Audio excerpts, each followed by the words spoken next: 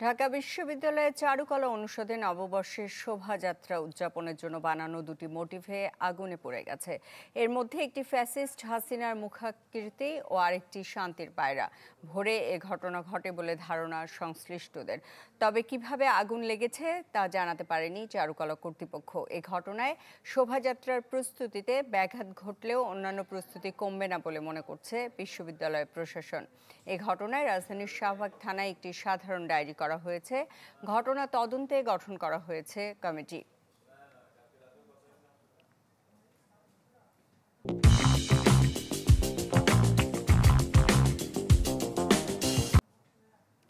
এ বিষয়ে আরও জানাতে ঢাকা বিশ্ববিদ্যালয়ের চারুকলা অনুষদ থেকে সরাসরি যুক্ত হচ্ছেন আশরাফুল আলম আকাশ।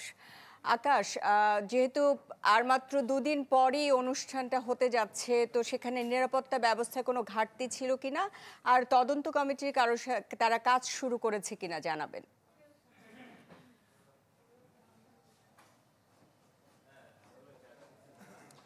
সুস্মিতা, যদি বলে রাখি, আজ ভোর 4:50 এই আগুন লাগার ঘটনাটি ঘটেছে, যেটি ঢাকা বিশ্ববিদ্যালয়ের কর্তৃপক্ষ আমাদেরকে জানিয়েছে।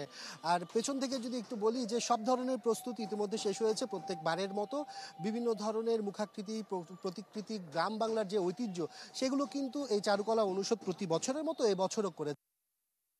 প্রতিবাদের যে কৃতি আপনি দেখতে পাচ্ছেন, একেবারে কিন্তু আগুনে জ্বলে ঝলসে গেছে, কিছুই আর নেই এখানে অস্তিত্ব। এর পাশাপাশি শান্তির প্রতীক যে পায়রা, সেটিও কিন্তু প্রায় অনেক অংশে ক্ষতিগ্রস্ত হয়েছে। বলা যায় প্রায় অর্ধেকের বেশি অংশ কিন্তু পায়রার যে অংশটি রয়েছে সেটিও কিন্তু আগুনে পুড়ে গিয়েছে। সবকিছু মিলে ঢাকা বিশ্ববিদ্যালয় কর্তৃপক্ষ বলছে যে যারা এখানে নিরাপত্তার দায়িত্বে ছিলেন, সকাল 4:50 আসলে তারা যখন ফজরের নামাজ পড়তে গিয়েছেন, তখন এই ধরনের ঘটনাটি ঘটেছে বলে তারা এমনটি দাবি করছেন। তবে এখানে পাশে আমরা অনেকগুলো সিসিটিভি ক্যামেরা দেখেছি। প্রত্যেকটি গাছে বলা যায় কিছু দূর পর পর সিসিটিভি ক্যামেরা রয়েছে।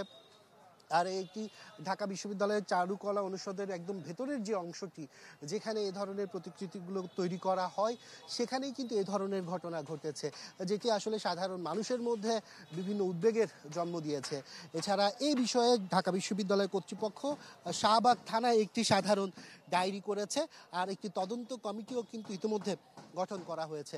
সব মিলে আসলে এখন দেখার বিষয় আসলে কে করেছে বা কারা করেছে, কিভাবে সংগঠিত হয়েছে, সেই রহস্যটি আসলে উন্মোচিত হচ্ছে কিনা। তবে এখন পর্যন্ত সেই বিষয়ে ঢাকা বিশ্ববিদ্যালয় কর্তৃপক্ষ নিশ্চিত করে কিছু জানাতে পারেনি। সুস্মিতা। আকাশ, আপনাকে ধন্যবাদ।